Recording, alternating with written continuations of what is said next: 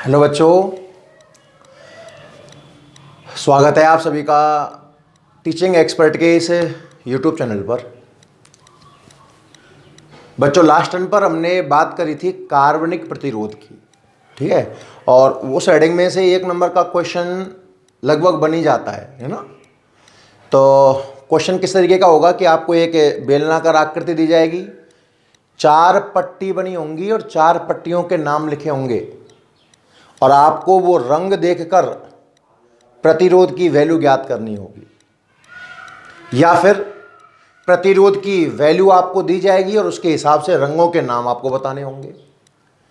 तो सबसे महत्वपूर्ण चीज जो होती है भाई, पहली पट्टी अंक को रिप्रेजेंट करेगी, दूसरा भी अंक होगा, 2 अंक हो जाएंगे, और तीसरी पट्टी 10 की घात में जाती है और चौथी पट्टी परसेंटेज में।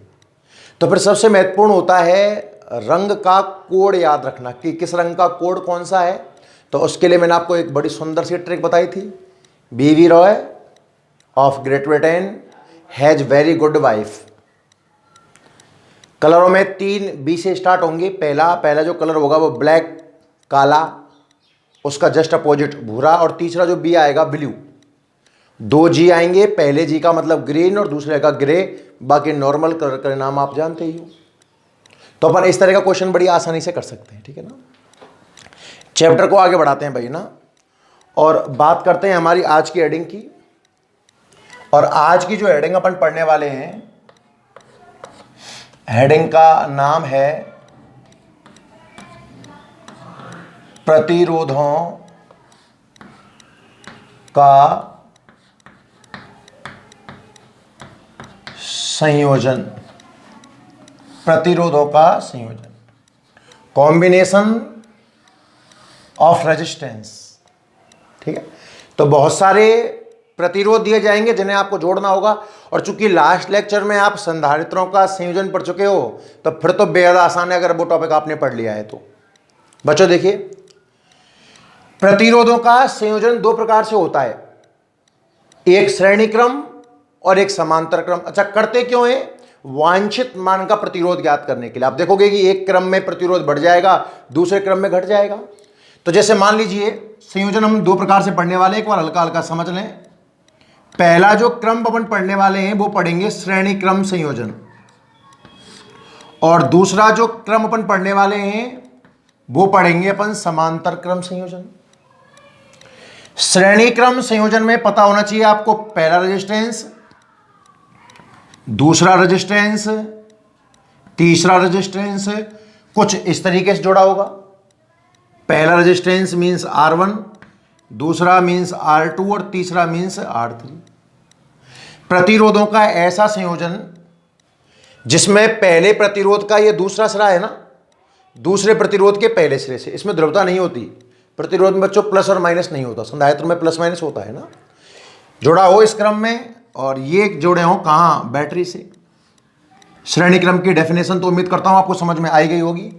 प्रतिरोधों का ऐसा संयोजन जिसमें पहले प्रतिरोध का दूसरा सिरा दूसरे प्रतिरोध के पहले सिरे से, कॉमा, दूसरे प्रतिरोध का दूसरा सिरा तीसरे प्रतिरोध के पहले सिरे से।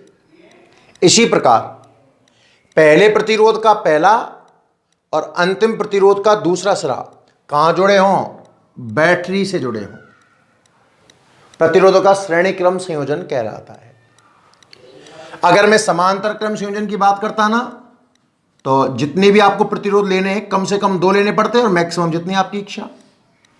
तो ये जो प्रतिरोध हैं, इन सभी प्रतिरोधों के पहले सिरे एक बिंदु पर और दूसरे सिरे दूसरे बिंदु पर जुड़े हों, R1, R2 और R3, और इनको जोड़ा जाए बैटरी से। प्रतिरोधों का ऐसा संयोजन जिसमें सभी प्रतिरोधों के पहले सिरे एक बिंदु पर और दूसरे सिरे दूसरे बिंदु पर मिले हों, और इन बिंदुओं के बीच बैटरी जोड़ी जाए, प्रतिरोधों का समांतर क्रम संयोजन कहलाता है। क्लियर है? मान लो कि V वोल्ट की बैटरी है और कुल धारा I प्रवाहित हो रही है। तो जैसा कि आप जानते हो श्रेणी क्रम में भाई इसका वोल्टेज नापना है तो वोल्टमीटर यहां जोड़ना होगा, इसके लिए वोल्टमीटर यहां जोड़ना होगा, इसके लिए वोल्टमीटर यहां जोड़ना होगा। श्रेणी क्रम में वोल्टेज ड्रॉप होगा तो डिफरेंट डिफरेंट वोल्टेज रहेगा। मान लीजिए इसका वोल्टेज है V1, इसका वोल्टेज है V2 और इसका वोल्टेज है V3।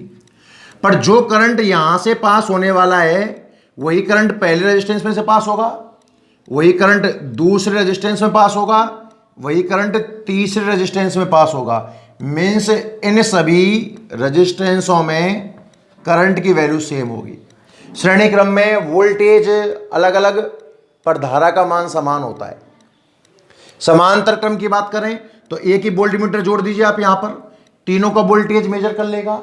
मीन्स वोल्टेज की वैल्यू समान होगी और जो धारा यहां से पास होगी, दिमाग लगाओ, इस बिंदु पर जाकर करंट 3 भागों में डिवाइड हो जाएगा भैया। जिस ब्रांच में कम रेजिस्टेंस होगा उस ब्रांच में करंट ज्यादा होगा। मीन्स इसमें करंट कुछ और होगा I1, इसमें करंट कुछ और होगा I2, इसमें करंट कुछ और होगा I3। मेरी बात समझ में आ रही है ना। श्रेणी क्रम में मैंने कहा था आपको, संधारित्र में भी मैंने इस तरीके से पढ़ाया था। मैंने वहां पर देखो, वहां जो सूत्र होता है उसमें C बराबर Q/V आता है, तो Q और V की बात करी थी। मैंने कहा था V डिफरेंट होगा और Q सेम होगा। पर जब हम प्रतिरोध पढ़ रहे हैं तो ओम का नियम B बराबर IR, V और I की बात करूंगा। तो श्रेणी क्रम में वोल्टेज डिफरेंट होता है, करंट सेम होता है, अपोजिट। समांतर क्रम में वोल्टेज सेम रहता है, करंट क्या होता है, डिफरेंट होता है। वोल्टेज दे तो बैटरी रही है, तो जो कुल वोल्टेज है V, क्या वो इन तीनों के वोल्टेजों के योग के बराबर आएगा? और जैसा कि आप ओम के नियम में जानते हो V बराबर IR होता है, तो V बराबर I, इसको लिख दूं मैं RS, श्रेणी क्रम का कुल प्रतिरोध, कुल वोल्टेज है ना। B1 बन जाएगा IR1, B2 बन जाएगा IR2 और B3 बन जाएगा IR3। I को कॉमन लेकर कैंसिल आउट कर सकते हैं, तो श्रेणी क्रम में प्रतिरोध का सूत्र बन जाएगा R1 plus R2 plus R3। श्रेणी क्रम में कुल प्रतिरोध का सूत्र है R1 plus R2 plus R3। Clear? याद करो, संधारित्र का उल्टा आया था। संधारित्र का श्रेणी क्रम था 1/C = 1/C1 1/C2 1/C3। Clear है भैया यहां तक, है ना? क्योंकि उसमें सूत्र C बराबर Q/V लगता है और R का सूत्र V/I है। देखो, वोल्टेज के व्युत्क्रमानुपाती हो सकता है, यह समानुपाती हो सकता है, अपोजिट है इस वजह से।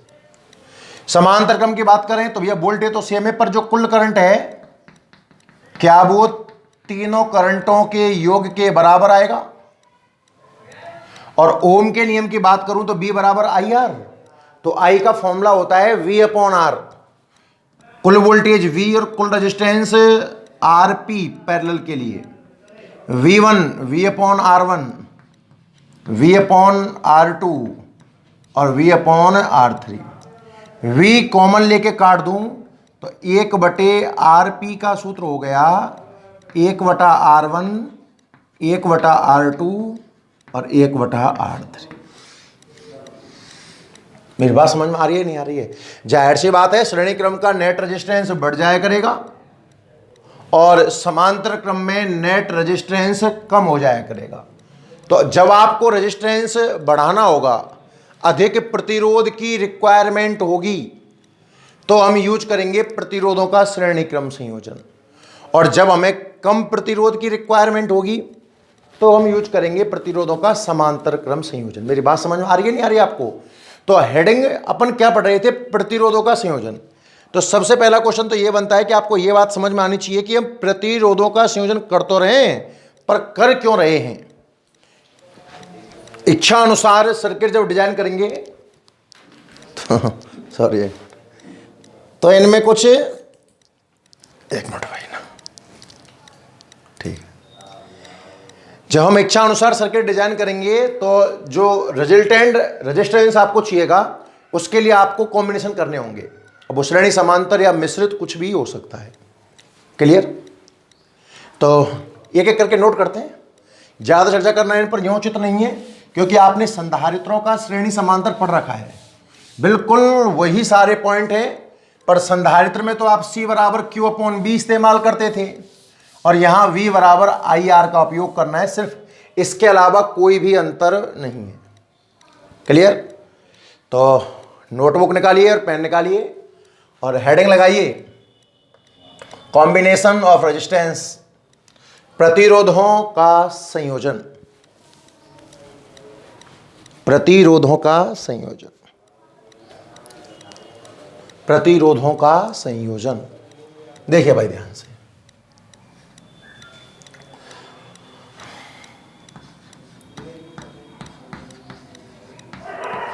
वांछित मान, वांछित मतलब रिक्वायरमेंट के हिसाब से, इच्छा अनुसार कह सकते हो, वांछित मान का प्रतिरोध ज्ञात करने के लिए, वांछित मान का प्रतिरोध ज्ञात करने के लिए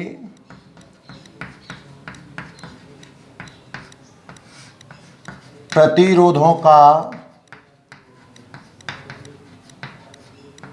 संयोजन किया जाता है। वांछित मान का प्रतिरोध ज्ञात करने के लिए प्रतिरोधों का संयोजन किया जाता है। लिखते जाइए।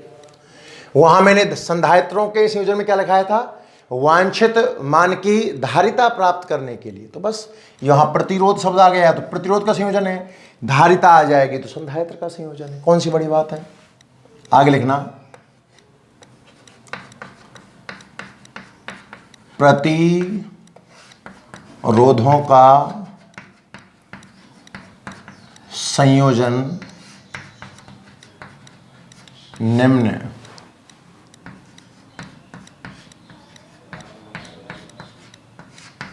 दो प्रकार से किया जा सकता है। एक नंबर हेडिंग लिखें आप,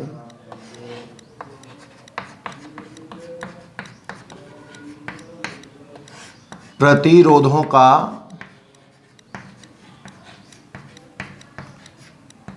श्रेणीक्रम संयोजन, सीरीज कॉम्बिनेशन ऑफ रेजिस्टेंस, और दूसरा लिखिए आप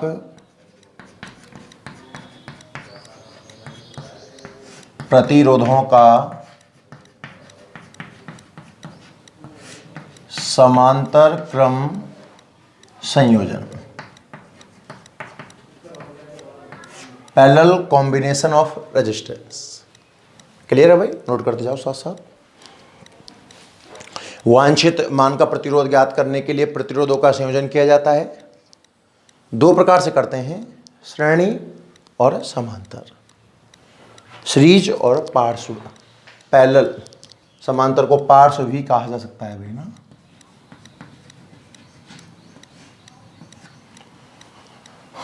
एक नंबर हेडिंग डाल लीजिए वापस से आप,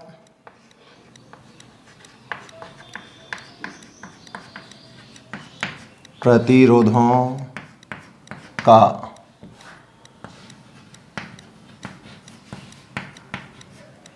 श्रेणीक्रम संयोजन, सीरीज कॉम्बिनेशन ऑफ रेजिस्टेंस।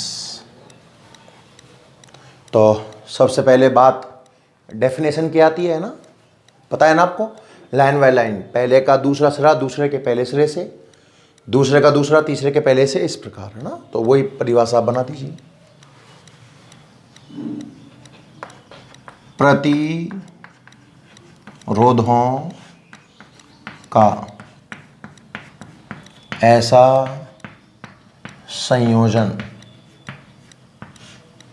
जिसमें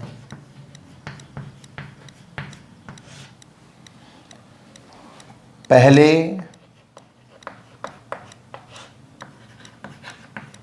प्रतिरोध का दूसरा सिरा, कॉमा लगाइए, दूसरे कॉमा रहने दीजिए, बाद में लगा लेंगे ना। दूसरे प्रतिरोध के पहले सिरे से, कॉमा दूसरे प्रतिरोध का दूसरा सिरा तीसरे प्रतिरोध के पहले सिरे से। थोड़ा सा बोर्ड चमक रहा होगा भाई ना, यहाँ से मैं बोल रहा हूँ, उसे साथ साथ लिखते जाएं।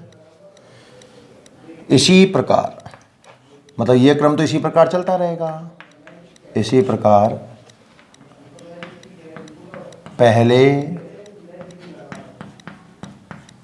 प्रतिरोध का पहला सिरा व अंतिम प्रतिरोध का दूसरा सिरा बैटरी से जुड़ा हो। बैटरी से जुड़ा हो, कॉमा लगाइए। श्रेणी क्रम संयोजन कहलाता है। नोट कर लीजिए ढंग से इसको। डेफिनेशन, हाँ लास्ट में थोड़ा आपको धुंधला दिख रहा होगा, बाकी मैंने बोल दिया है। और अगर आपने संधारित्र पढ़ा हुआ है ना आपका, तो फिर आपको इतना टेंशन लेने की जरूरत भी नहीं है, ठीक है ना। क्लियर। अब आप श्रेणी क्रम में जोड़ो, डायग्राम बनाए कि माना R1, R2 तीन ही मान लें तथा R3 मान के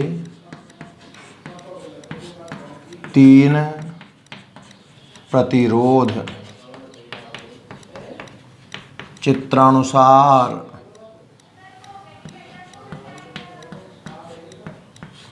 बैटरी से जुड़े हैं। डायग्राम बनाओ।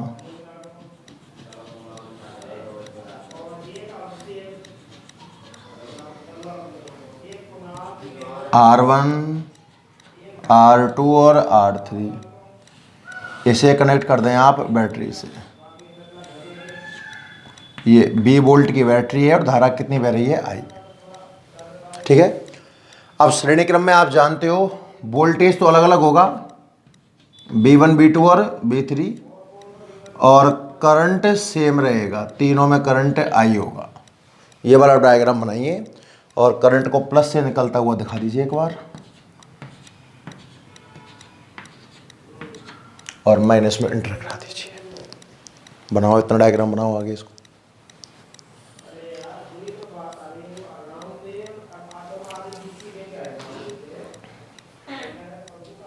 ठीक है भाई। अब आप मान लीजिए कि चूक लिख दीजिए, चूंकि इस लाइन को लिख दो। श्रेणी क्रम में धारा समान तथा विभव अलग अलग होता है, अतः माना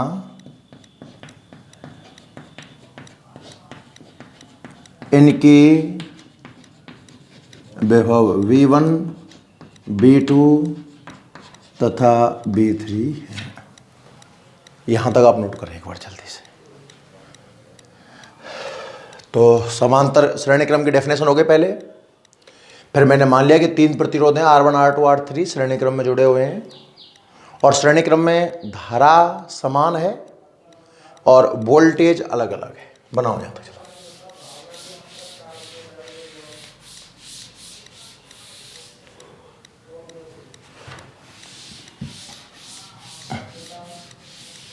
यहां तक आप नोट करें, फिर हम अपना आगे बढ़ते हैं।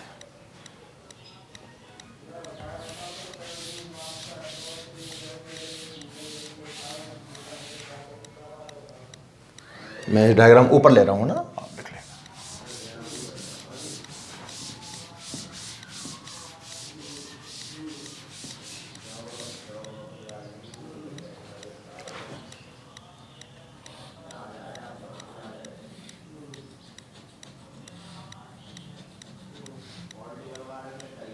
R1, R2 और R3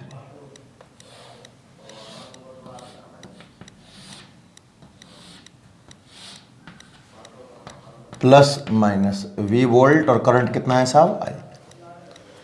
श्रेणी क्रम में वोल्टेज डिफरेंट है, V1, V2, V3 और करंट सेम है तीनों में, I।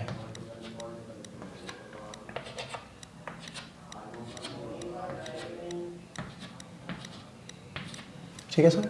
अब देखना ध्यान से, कुल वोल्टेज जो V है वो तीनों वोल्टेजों के योग के बराबर आएगा, समीकरण नंबर 1। अब इन चारों टर्म के मान हमें जमाने हैं। तो पहले हम बात करें ओम के नियम से।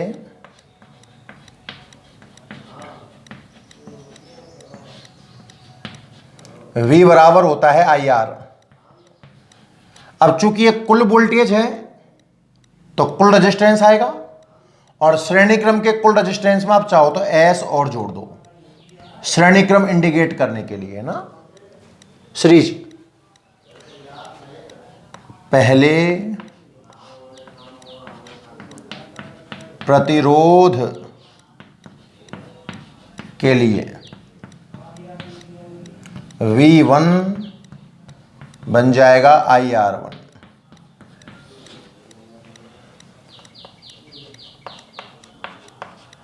दूसरे प्रतिरोध के लिए V2 बन जाएगा IR2, और तीसरे प्रतिरोध के लिए V3 बन जाएगा IR3, समीकरण नंबर 5। वैल्यू पुट करिए, 2, 3, 4, 5 से 1 में है ना, समीकरण 2, 3, 4, 5 से 1 में मान रखने पर, रखो मान रखो साहब, B का मान तो हो जाएगा IR या IRS लिख दो, B1 का मान हो जाएगा IR1, IR2 और IR3। I कॉमन ले लीजिए, R1 plus R2 plus R3, और I ने I मार दिया, तो श्रेणी क्रम का कुल प्रतिरोध जो होगा R1 plus R2 plus R3, ये रहा साहब नेट रेजिस्टेंस इन सीरीज। एक बार आप यहां तक नोट कर लीजिए, फिर चलते हैं इसके महत्वपूर्ण बिंदुओं की ओर। लिखते जाइए भाई।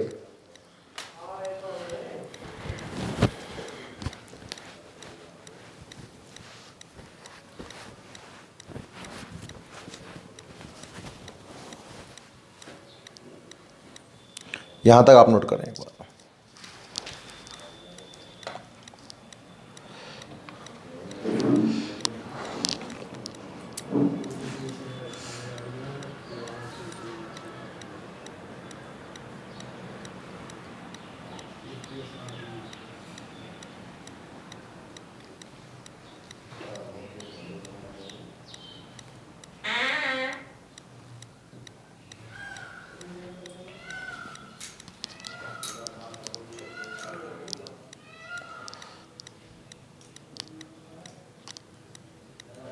तो अगर संधारित्र आप लोगों ने पढ़ लिया है, फिर ये आपके लिए काफ़ी आसान होने वाला है। ठीक है, आगे देखते हैं।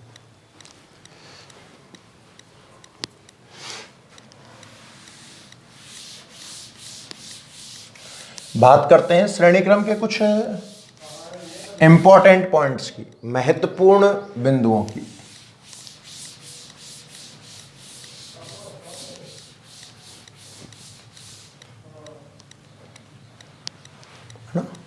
तो एक हेडिंग डाल दे जो आपको क्वेश्चन करने में काफी कारगर साबित रहेगी भाई। प्रतिरोधों के श्रेणी क्रम संयोजन के महत्वपूर्ण तथ्य, important facts of series combination of resistance. श्रेणी क्रम में कौन कौन से फैक्ट अपने को आने चाहिए सवाल करते समय। तो पहला नंबर पॉइंट तो आपको यही समझ में आ जाना चाहिए कि भैया अगर सूत्र किस डिजाइन में याद रखें, सीधा संधारित्रों के श्रेणी क्रम में उल्टा था, अब प्रतिरोधों के श्रेणी क्रम में सीधा। सीधे का मतलब क्या होगा कि यदि R1, R2, R3, Rn, बहुत सारे प्रतिरोध हैं, n रेजिस्टेंस है भाई, 2 हो सकते हैं, 3 हो सकते हैं, मान के प्रतिरोध श्रेणी क्रम में जुड़े हों तो श्रेणी क्रम का कुल प्रतिरोध, तो उसका सूत्र होगा RS is equal to R1 plus R2 plus dash dash Rn। मतलब R1 से लेकर Rn तक n रजिस्टेंस श्रेणी क्रम में जुड़े हों तो डायरेक्ट जोड़ दो। अब अगर ये 2 होते तो R1 प्लस R2 पर रुक जाता, 3 होते तो R1 plus R2 plus R3 पर, 4 होते तो R1 plus R2 plus R3 plus R4, जितने होंगे आप डायरेक्ट जोड़ दीजिए। पहला पॉइंट तो बनता है ये। दूसरा पॉइंट, अगर इन सब की वैल्यू समान कर दें, याद है ना, अगर समान मान के कि यदि समान मान R के, मतलब सभी प्रतिरोधों की वैल्यू कितनी है साहब, R है, समान मान R के n प्रतिरोध, जो संख्या है प्रतिरोध की वो कितनी है, n प्रतिरोध, अगर हम श्रेणी क्रम में जोड़ें तो कुल प्रतिरोध कितना होगा उसकी जानकारी लेते हैं भाई ना। तो समान मान R के n प्रतिरोध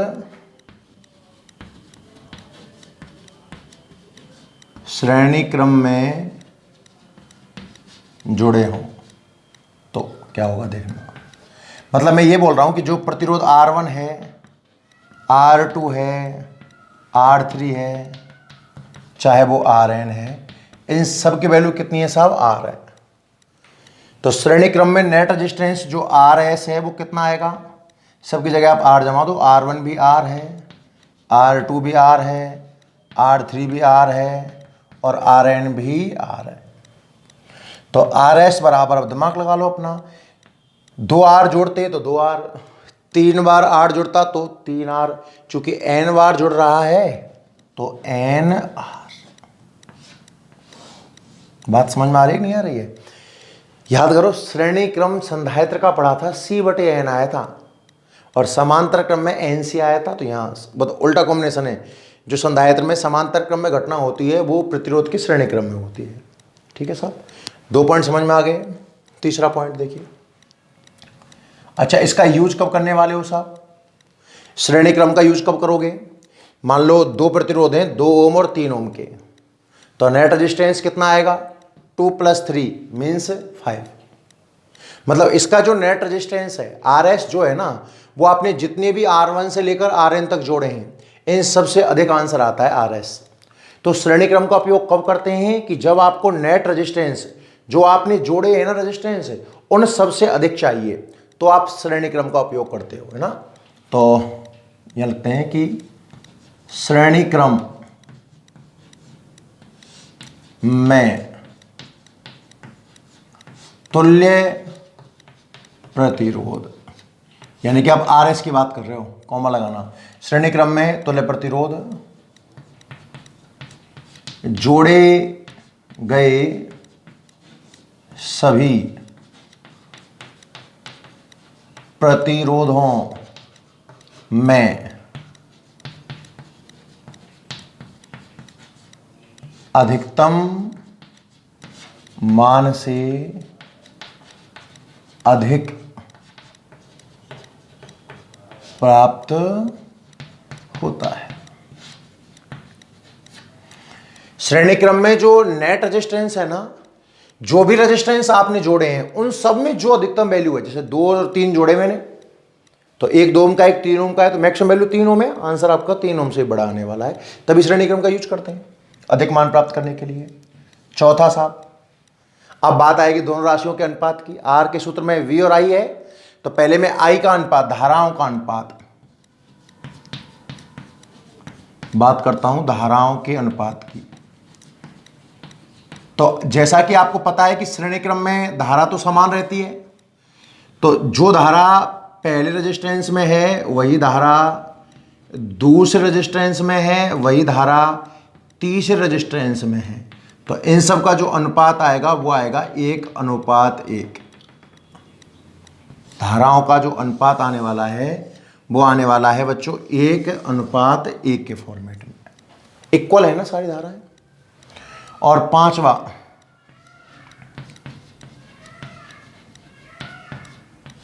विभवों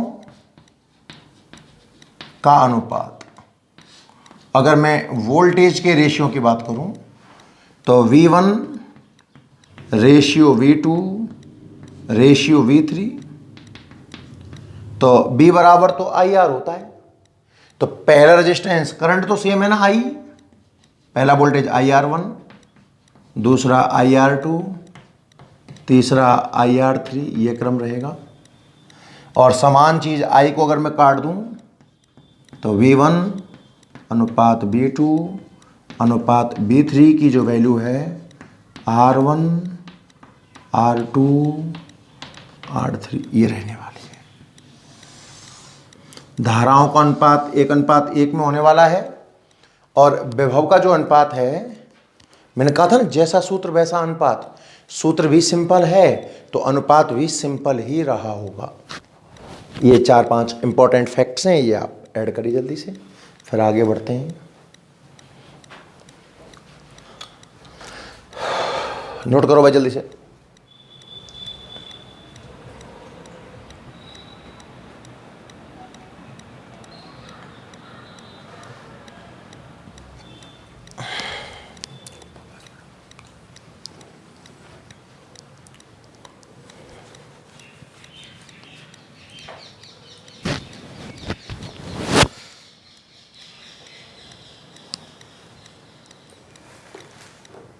नोट करते जाओ भाई।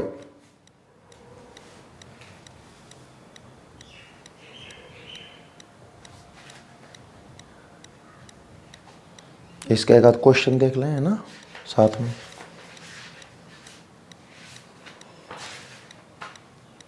श्रेणी क्रम का देखिए,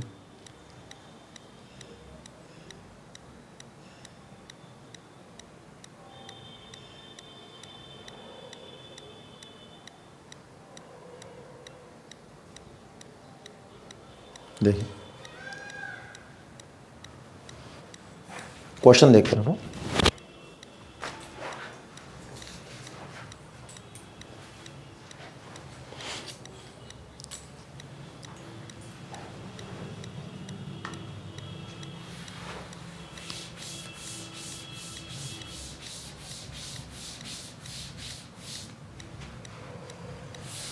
एक बड़ा सरल क्वेश्चन लिख रहा हूं, आप लोग ट्राई करिएगा एक बार, ना। क्वेश्चन क्या है, 1 ओम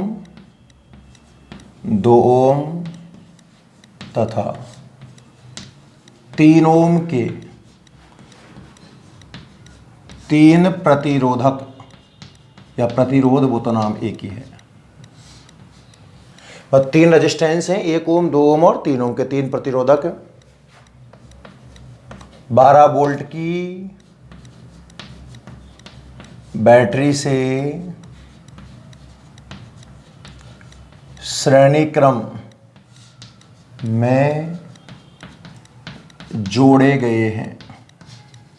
समझ गए आप लोग?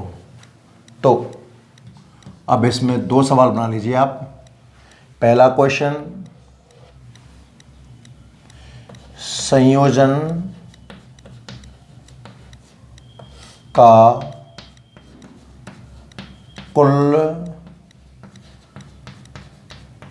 प्रतिरोध ज्ञात करें।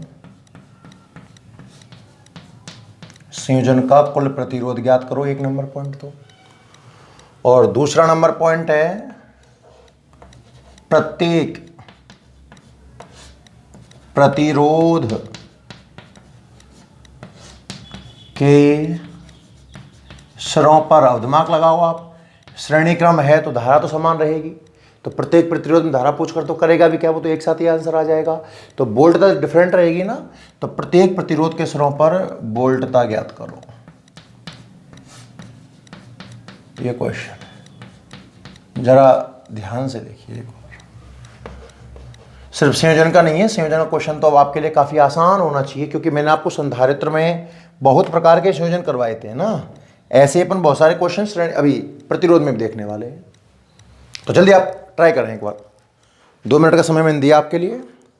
आप नेट रेजिस्टेंस निकालिए एक तो, और फिर तीनों प्रतिरोधों पर, 1 ओम पर, 2 ओम पर और 3 ओम पर आप वोल्टेज ज्ञात करें।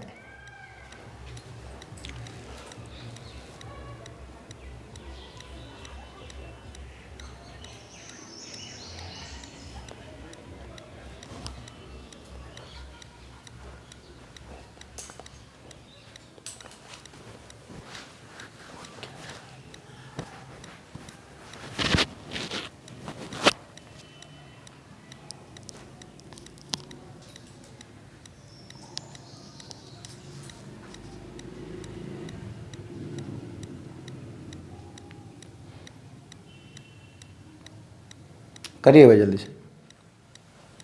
नेट रेजिस्टेंस तो ऑलमोस्ट सबका सही आएगा भाई ना। बात है अलग अलग रेजिस्टेंसों पर आप अलग अलग वोल्टेज निकाल पाते हो।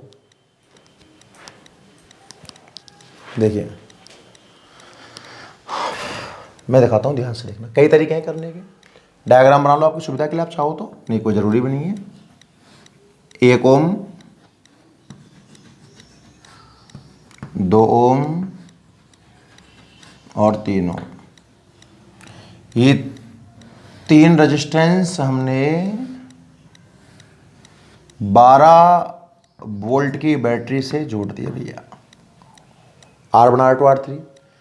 तो सबसे पहला क्वेश्चन तो आप बड़ी आसानी से कर पाए होंगे। श्रेणी क्रम है ना, तो श्रेणी क्रम में सूत्र सीधा RS is equal to R1 plus R2 plus R3। तो RS कितना आ गया साहब? 1 ohm plus 2 ohm plus 3 ohm, then RS equal to 6 ohm. जो नेट रेजिस्टेंस है सीरीज में वो आ गया 6 ओम। अब इससे आसान सवाल क्या हो सकता है? 10th लेवल का बच्चा बड़े आराम से इस क्वेश्चन को कर सकता है। सेकंड देखिए भाई आप ध्यान से। अब बात है वोल्टेज निकालने की। तो कई तरीके हैं अब यहाँ वोल्टेज निकालने के। मैं आपको सबसे अच्छा तरीका सिखाता हूँ जो मुझे पसंद आता है। देखो इसका वोल्टेज आप V1 मान लें, इसका वोल्टेज आप V2 मान लें दिमाग में, और इसका वोल्टेज आप V3 मान लें। तो जो V1 ratio V2 ratio V3 होगा, दिमाग लगाना बच्चों आप ध्यान से। करने को तरीका ये भी है कि आप कुल धारा निकाल लीजिए I। सेकंड तरीका दिखा दूंगा मैं। I बराबर B/R। नेट वोल्टेज है 12 और नेट रेजिस्टेंस है 6। 2 एम्पियर करंट बहने वाला है, और पहले वाले का वोल्टेज IR1 याद होगा आपको, 2 बहेगा तो 2 वोल्ट, इसका 2 गुना 2 4 वोल्ट, इसका 2 गुना 3 6 वोल्ट। बड़ी आसानी से आंसर आ जाएगा। पर यह तरीका सबसे अच्छा है। जब कठिन सवाल होंगे तो ये तरीका ज़्यादा बेटर रहेगा। पहले वाले का वोल्टेज B1, दूसरे का B2, तीसरे का B3। तो B1 ratio B2 ratio B3 कितना आएगा याद कर। प्रतिरोध के क्रम में प्रतिरोध सीधा है तो अनुपात सीधा। अब वोल्टेज अलग अलग तो होता ही है। R2 और R3 मीन्स जो आपका B1 ratio B2 ratio B3 आने वाला है वो 1:2:3 में रहेगा। पहली बात तो ये समझ में आ जानी चाहिए अपने को। तो अब निकाल लीजिए, B1 निकालो, B1 निकालना है, खुद का हिस्सा 1 बटे अनुपातों का योग 3 2 5 और 1 6 गुणा कुल वोल्टेज। बैटरी का कुल वोल्टेज कितना है साहब 12, 12 से गुणा कर दो, 6 दूनी 12 मीन्स 2 वोल्ट। जो B1 है वो 2 वोल्ट है और वैसे भी 2 वोल्ट आ रहा था अगर आप आई निकाल के करोगे सवाल को। तो इसी प्रकार B2 अनुपात में चीज बांटना तो आती है ना आपको, खुद का अनुपात B2 दूसरे नंबर पर है तो दूसरे नंबर का अनुपात कितना है 2 बटे सभी अनुपातों का योग 3 2 और 1 का योग 6 गुणा 12, 6 से 12 2 बार कट जाएगा, 2 गुणा 2 4 वोल्ट। और लास्ट में B3 खुद का अनुपात 3 अनुपातों का योग 6 कुल वोल्टेज 12, 6 दूनी 12 3 दूनी 6 वोल्ट। 3 आंसर तो ये रहे और 1 आंसर ये रहा। ये सबसे आसान तरीका है सवाल को करने का। क्लियर है? चाहे तो आप उस तरीके से कर लेना, सेकंड तरीके से मैं गलत नहीं बता रहा हूं, और भी कोई तरीका हो सकता है, तरीके बहुत हो सकते हैं क्वेश्चन करने के, पर सबसे स्मार्ट सबसे इंटेलिजेंट तरीका ये है जो मैंने आपको बताया है। क्लियर? आप नोट करें आराम से इसको। और क्वेश्चन देखते हैं भैया।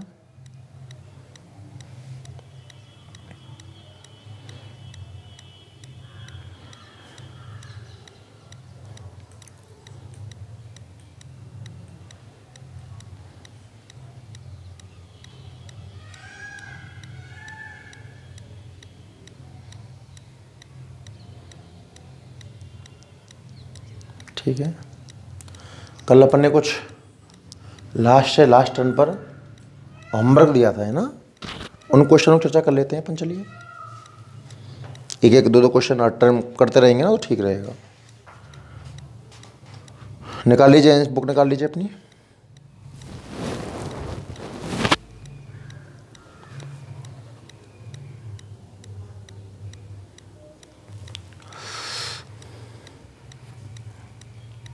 हाँ साहब, अभी 3.1 नहीं होगा, 3.2 नहीं होगा, 3.3 आज आपका होमवर्क रहेगा है ना भैया। आज का होमवर्क नोट कर लेना। क्वेश्चन 3.3 पेज नंबर 127 पर।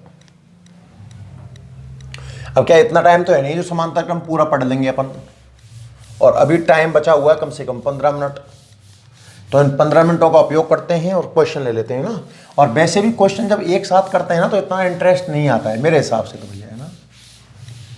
बीच बीच में क्वेश्चन ले तो इंटरेस्ट बना रहता है। हम बात कर रहे हैं क्वेश्चन नंबर 3.5 की, एनसीईआरटी का ही क्वेश्चन है और पेज नंबर 127 पर है भैया। पढ़िए। कमरे के ताप, सवाल पढ़ना, कमरे के ताप यानी कि 27 डिग्री सेल्सियस पर किसी तापन अवयव का प्रतिरोध 100 ओम है। यानी कि जब ताप आप 27 डिग्री सेल्सियस ले रहे हो तो प्रतिरोध है 100 ओम। यदि तापन अवयव का प्रतिरोध 117 ओम हो तो अवयव का ताप क्या होगा? और प्रतिरोध का ताप गुणांक कुछ आपको दिया हुआ है। ठीक है, कोई बड़ी बात नहीं है। मतलब पहली कंडीशन में गिवन क्या है, पहला जो ताप है T1 वो है 27 डिग्री सेल्सियस और पहला जो प्रतिरोध है R1 वो है 100 ओम। सवाल ने बोला था कमरे के ताप पर, ब्रैकेट में लिखा हुआ था, नहीं लिखा होता तब भी जानते हैं कमरे का ताप 27 डिग्री सेल्सियस स्टैंडर्ड माना गया है, उस पर रेजिस्टेंस है 100 ओम। अब कह रहा है कि जब रेजिस्टेंस 117 ओम हो जाए, रेजिस्टेंस बढ़ गया है चालक का, प्रतिरोध भी तो बढ़ा होगा, ताप भी तो बढ़ा होगा, तो ताप कितना आएगा? वो ताप क्या होगा जिस पर प्रतिरोध 117 ओम हो जाए। और आपको अल्फा की वैल्यू दी हुई है। अल्फा की क्या वैल्यू दी है साहब प्रश्न में? 1.70 इंटू 10⁻⁻4 डिग्री सेल्सियस इनवर्स। ये हमारा प्रश्न है, ध्यान से देखना कैसे करना है। कुछ बच्चों से यह क्वेश्चन बड़ी आसानी से हो गया होगा और हो सकता है कि कुछ बच्चों को प्रॉब्लम आई हो। तो वो सवाल साफ कह रहा है कि ताप दिए, तापों की बात कर रहा है और रेजिस्टेंस की बात कर रहा है, मतलब प्रतिरोध की ताप पर निर्भरता देखना चाह रहा है भाई। और प्रतिरोध की ताप पर निर्भरता में मैंने आपको एक सूत्र पढ़ा रखा है, याद है ना, R2 यानी कि बाद का प्रतिरोध, या कई इसको 0 डिग्री सेल्सियस और T डिग्री सेल्सियस से भी करवा सकते हैं, RT बोल सकते हैं, कोई फर्क नहीं पड़ता। R1 bracket 1 plus alpha delta T, ये वाला फॉर्मूला अप्लाई करने वाले हैं। अब अपना दिमाग लगाइए भैया, आप यहां पर सारी वैल्यू पुट करिए। R2 कितना है 117, सिंपल कैलकुलेशन हो जाएगी बिल्कुल। R1 कितना है 100 ब्रैकेट 1 प्लस अल्फा कितना है, अल्फा ढूंढो, 1.70 इंटू 10⁻⁻⁴ और डेल्टा टी मीन्स ताप में परिवर्तन। तो T2 को 1 मिनट के लिए T मान लेना, जो हमें ज्ञात करना है, अंतिम माइनस प्रारंभिक T-27, डेल्टा टी हो गया T-27। यहां तक का खेल समझ में आया कि नहीं आया, पहले तो आप ये देखिए, स्टेप बाय स्टेप चीजों को फॉलो करें भाई। ठीक, करिए, कैसे करेंगे, 100 से यहां डिवाइड कर दें तो 1.17 बराबर 1 प्लस 1.70 इंटू 10⁻⁻⁴ ब्रैकेट में T-27 करो। एक को इधर ले आओ, 1.17 में से एक जाएगा तो 0.17, 1.70 गुणा 10⁻⁻⁴ T-27। देखो इस सवाल में इन्होंने थोड़ा सा कर दिया हुआ कि कैंसिल हो रहा होता तो कैलकुलेशन थोड़ा सा इजी बन जाता है ना, कोई दिक्कत नहीं है। आपको तो टी निकालना है तो इस टर्म को नीचे लेके आ जाइए, आप इसको लिख पाओगे 0.17 बटे 1.70 गुना 10⁻⁻⁴, यहाँ T-27। देखो ध्यान से पॉइंट खत्म हो जाएगा भैया, पॉइंट से पॉइंट खत्म हो गए ना, ऊपर 2 के बाद पॉइंट है, नीचे 2 के बाद पॉइंट है। 10⁻⁻⁴ ऊपर जाएगा तो देखो अब ऊपर रह गया 17 और नीचे से कितनी जीरो गई है, 4 जीरो, लगा दो, चिपका दो इसके पीछे, 2 जीरो और 2 जीरो, ये तो होगा शायद। नीचे से पॉइंट, 2 अंकों के बाद पॉइंट है, 2 अंकों के बाद पॉइंट है, नीचे 170 बचा होगा, नहीं ये तो सरल कैलकुलेशन है। और T-27, अब देख एक जीरो से देख जीरो कट जाएगा और 17 का भाग दूंगा तो 1000 बार जाएगा, बराबर T-27। और 27 को इधर और लेके आ जाऊं तो जो T आएगा ना 1000 प्लस 27 मतलब 1027, और मात्रक चूंकि पहले डिग्री सेल्सियस में दिया हुआ था तो अभी भी जो आंसर आने वाला है वो डिग्री सेल्सियस में आने वाला है। उसका जो टेम्परेचर है 1027। बड़ा सरल सिस्टम है भैया, आप खामोखा उलट फेर करोगे तो आपका सवाल गलत हो जाएगा। सवाल क्या था, दोबारा सुनना। स्टार्टिंग में टेम्परेचर 27 डिग्री सेल्सियस है, स्टार्टिंग में रेजिस्टेंस 100 ओम है, फिर प्रतिरोध 117 ओम हो गया, वो ताप मुझे ज्ञात करना है, अल्फा मुझे दे रखा है प्रतिरोध ताप गुणांक। सूत्र बस हमारे जहन में आ जाए, और ये मैंने आपको बड़े आराम से बड़ी आसानी से प्रूफ कराया था। R2 बराबर होता है R1 bracket 1 plus alpha delta T. सारे आंकड़े आपने इसके अंदर जमाए, R2 की वैल्यू, R1 की वैल्यू, अल्फा डेल्टा टी पर विचार कर लो, अंतिम माइनस प्रारंभिक, तो अंतिम टेम्परेचर T2 लिखना पड़ता है मुझे बार बार, है ना। इसे यहाँ आप नहीं लिखते तो T2 सब जगह T2 कर दो, वो उत्तर आ जाएगा, उससे क्या फर्क पड़ेगा। तो मैंने T2 को T मान लिया 1 मिनट के लिए, तो T-27 सॉल्व करते गए इस चीज़ को और आंसर आया 1027 डिग्री सेल्सियस। नोट कर लीजिए आप जल्दी से इसको, काफ़ी सरल है। क्वेश्चन नंबर 3.5 था ये।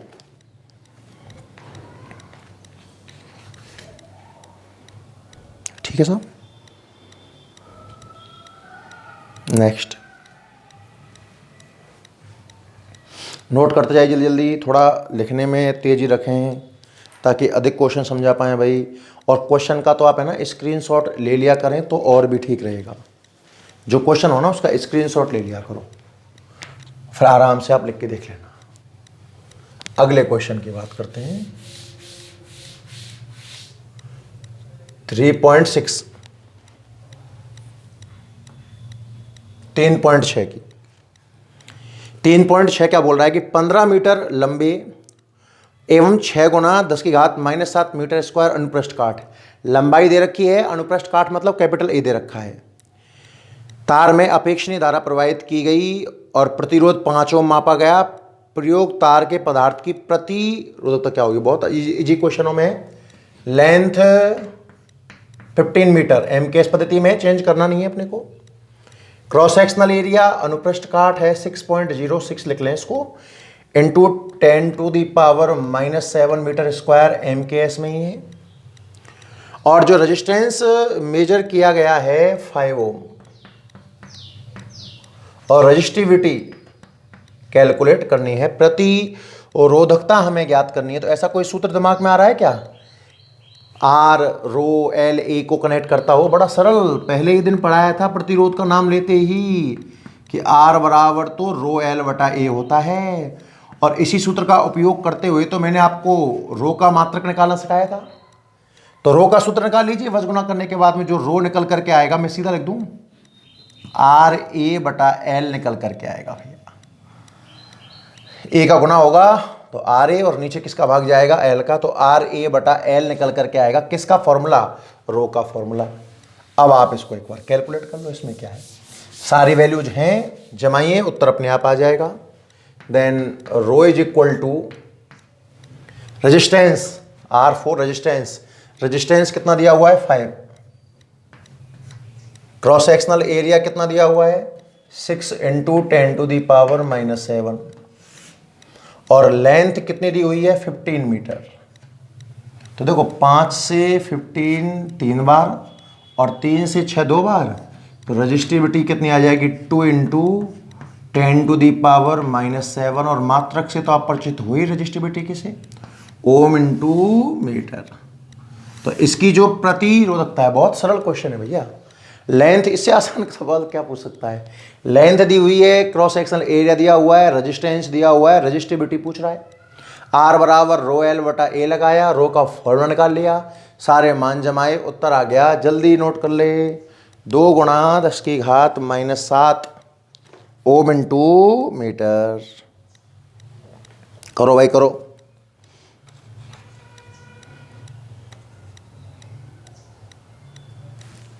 ठीक है,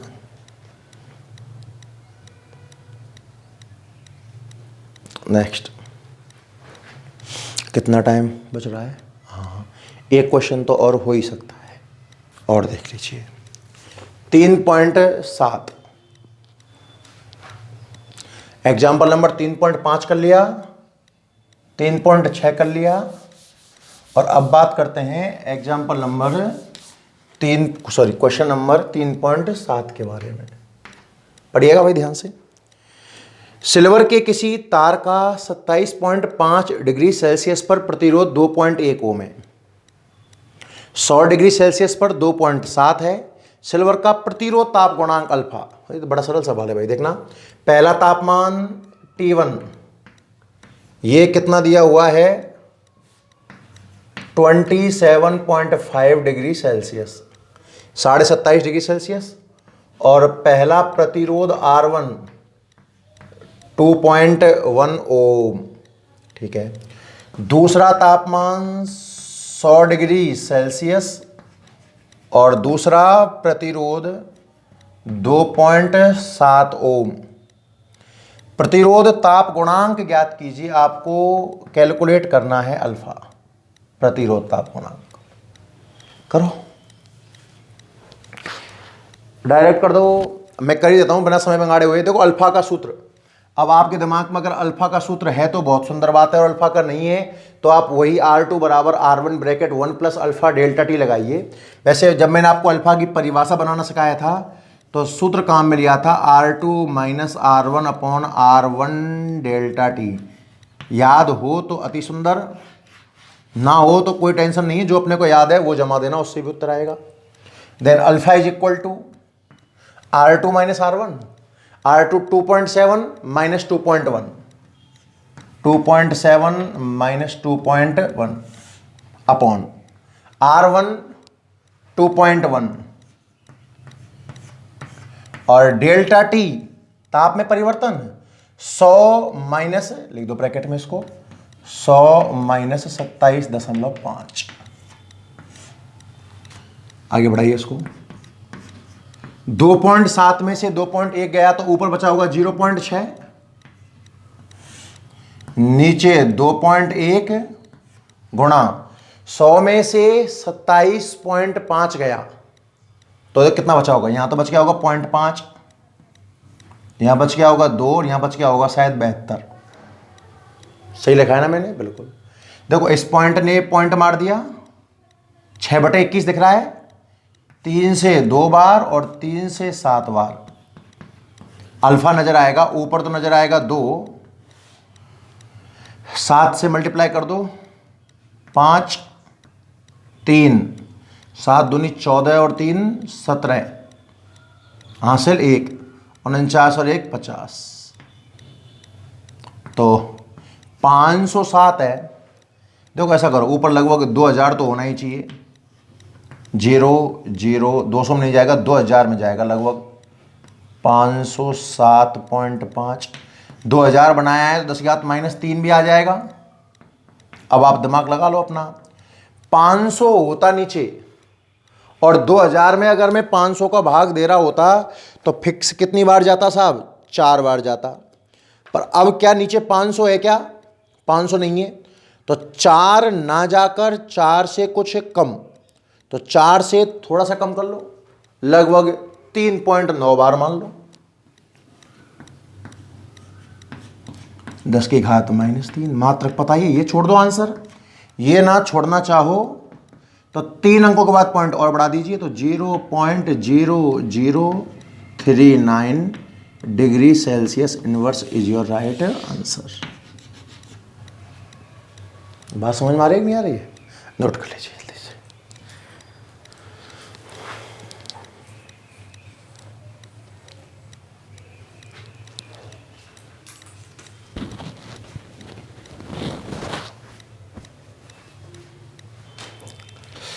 ठीक है बच्चों, तो आज क्लास को अपन यहीं विराम देंगे। वीडियो पसंद आई होगी आप सभी को, वीडियो को लाइक और शेयर करिएगा, है ना, और निरंतर जुड़े रहें। धन्यवाद बच्चों जुड़ने के लिए। कल फिर मुलाकात होगी इसी वक्त। थैंक यू बच्चों।